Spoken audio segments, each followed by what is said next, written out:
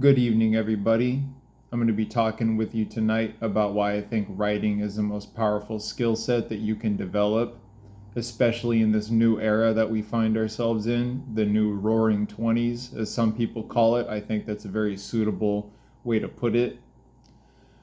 With the rapid technological advancements, the fractured economy, global conflicts, all this stuff that's swirling around us right now, it's a bit overwhelming to say the least, completely understandable. I think we all feel overwhelmed right now.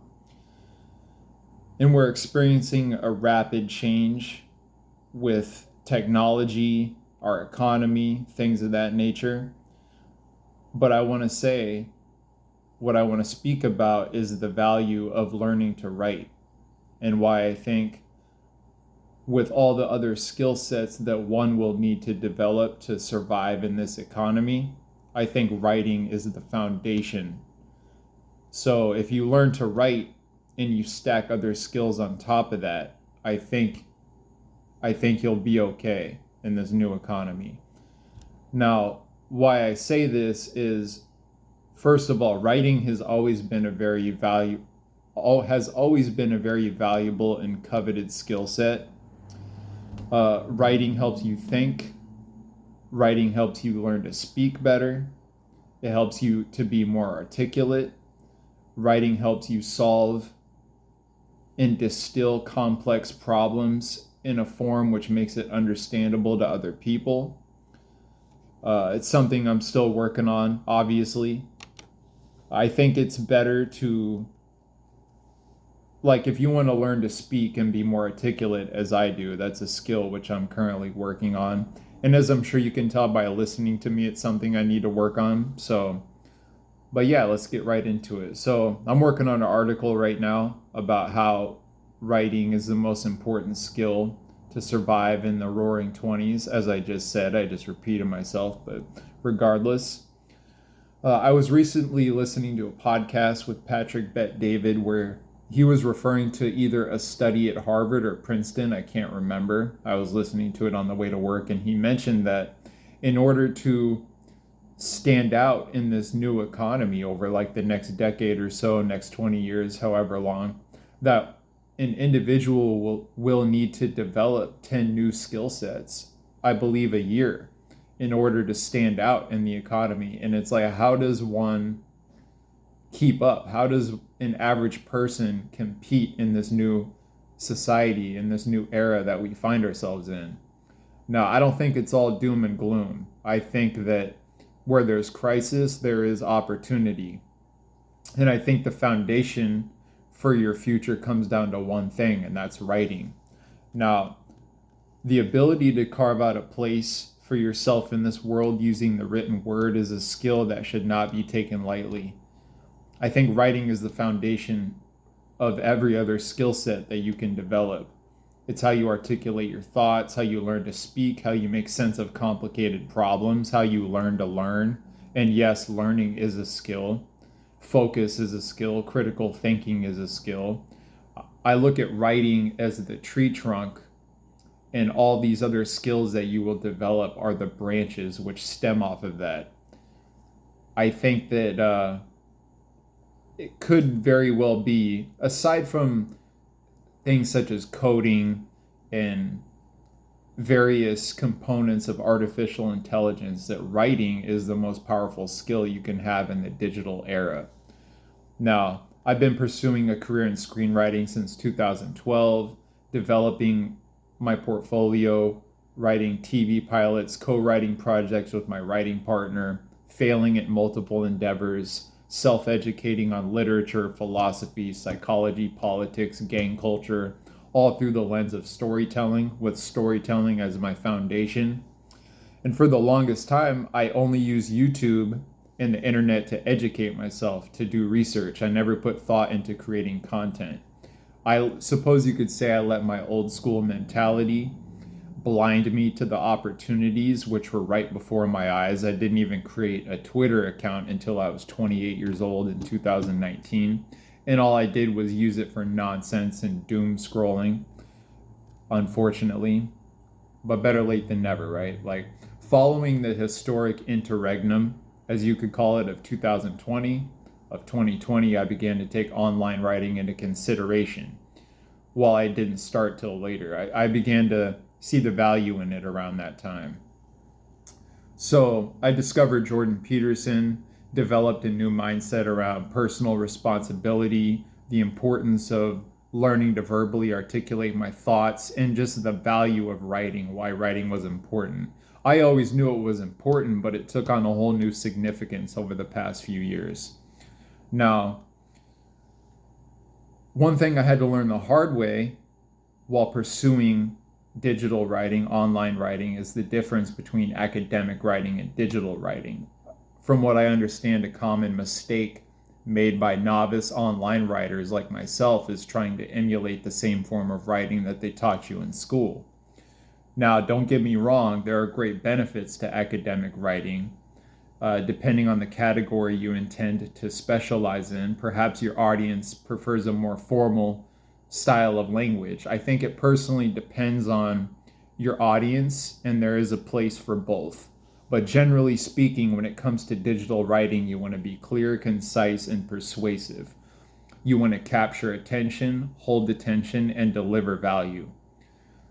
This new form of internet writing seems to symbolize the shift away from the traditional education system.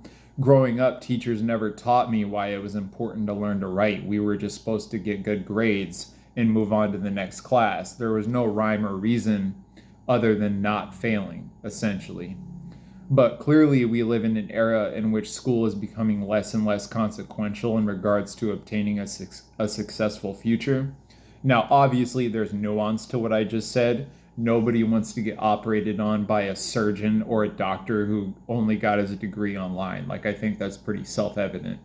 But that being said, the internet has provided an abundance of opportunity for writers, artists, and creators. Now, information is now free or available at a low cost.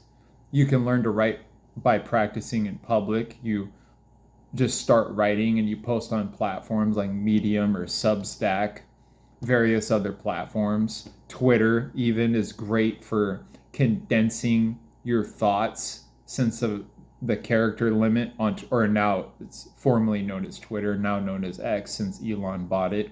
But it helps you condense your thoughts into micro doses of education that you want to distill and display to the public. It really helps you condense complex bits of information in the sense of like something that you would want to convey in a paragraph or 500 words. You now have to limit to a certain character limit. I forget what it is. I think it's 250 if I remember correctly. Off the top of my head, I can't remember. But learning to write teaches you how to think and speak, which are two very useful skills which lead to success in nearly any arena of society, with the exception of like, the NBA, or if you want to be an astronaut, you're shit out of luck. I'm sorry, most of us are, but those sound like stressful jobs anyway. Who the hell would want to do that? In this unstable economy, though, learning to write can bring financial rewards with all the freelance writing opportunities there are out there, various platforms that offer gigs and career opportunities for freelancers, whether you're a copywriter, email marketer, whatever. You're a ghostwriter, whatever the case may be. Now, as technology advances and our economic landscape will naturally transform, if we want to survive in this new era, we will have to acquire skill sets within the digital domain. Now, writing is a powerful skill you can use for various career paths, including content creation, brand development, social media marketing, etc. Now, the resource rabbit holes that I dove into while learning to write online were, I suppose you could say, an odd combination, but it was Jordan Peterson. Obviously, most of you know who Jordan Peterson is. He's a clinical psychologist. He's a cultural thought leader. He's an author, podcaster. Now, I read his books. Can't wait for the next one coming out, We Who Wrestle with God. That should be a fascinating book. So I downloaded his essay guide and I used that to format some of my earlier essays that I published. Not all of them, but some of the longer ones I did. Um, and now, aside from him, I dove into the domain of the digital writing bros, as I had spoken about in the last video. And again, I use that as a term of endearment. I think it's a compliment. The first one that put me onto online digital writing is Dan Koe. I dove into his videos, and that opened my eyes to the power of writing in the digital landscape and pairing the skill of writing with marketable online skills as well, and just what that can do for you, how it can transform your whole life, and the potential and opportunities of embracing the digital landscape instead of shying away from it, as I had been doing for quite some time. And then later down the line, I discovered Nicholas Cole, who's another digital writer. I believe him and Dickie Bush, who's another digital writer, they co-founded a online writing platform called Ship 30 for 30. If I remember correctly, I'm pretty sure that's what it is. Yeah, Ship 30 for 30. I have his book right here, The Art and Business of Online Writing. Take a look at that right there. It's an amazing book. This one is just like, after I discovered him, watching an interview with him on Ali Abdal's podcast, I immediately ordered that book off Amazon. And he built a digital writing empire, and he has a deep understanding of how the game is played. He articulates a solid blueprint for gaining traction through online writing, capturing your reader's attention, delivering value in the digital domain. And he emphasizes that most of the time, if not all the time, when you're writing online, you are not the main character of what you're writing. Your audience is. That's something to keep in mind. Your audience is the main character. You're delivering value to them. So keep your audience in mind. They say that in copywriting as well. That's one of the first rules, is like, you're not the main character of your story. Your audience is. Whether you're trying to sell them something, get them to subscribe to something, whatever the case may be. But if you're new to the online writing game, as I was and still am in many ways, I recommend starting off with copywriting. Now, learning the fundamentals of copywriting is a useful way to dip your toes in the digital water, so to speak. Now, from there, you can expand your knowledge to other forms of writing, including blog writing, newsletters, email marketing, social media copywriting, web copy, ghostwriting, video script writing, etc. The list is endless. The opportunities are endless. Now, don't get it twisted. None of this is going to be easy. Now, after a year of navigating and traversing the digital landscape, I still have a long road ahead. So some people will progress quicker, some will move slower. That's fine. Don't get discouraged. Get excited. Embrace failure. As you move further along your journey, you will need to stack skills on top of your writing, and just learn to get comfortable with being a foolish beginner. Like I am on YouTube right now. This is my second video. I know I probably stumbled over my words quite a few times, but it is what it is. And my last video is at 9 views. I think most of those were me rewatching it, trying to study where I screwed up and what I could have said better, and basically just the way a fighter watches his own fight videos back to see where he can get better. I do that when I'm speaking on YouTube, and I will continue to do that so I can execute and iterate in a proper fashion and just get better, you know? So learn to get comfortable with being a foolish beginner. That's something I wish they would have taught us in school, like to embrace failure and embrace looking foolish. It's okay. Like this video will not get a lot of views. It's only my second video. And I think that's why people give up. They don't want to be on the same platform as people they admire who are getting hundreds of thousands, if not millions of views, and they're getting 0. Like I got 4 subscribers. Like, thank you.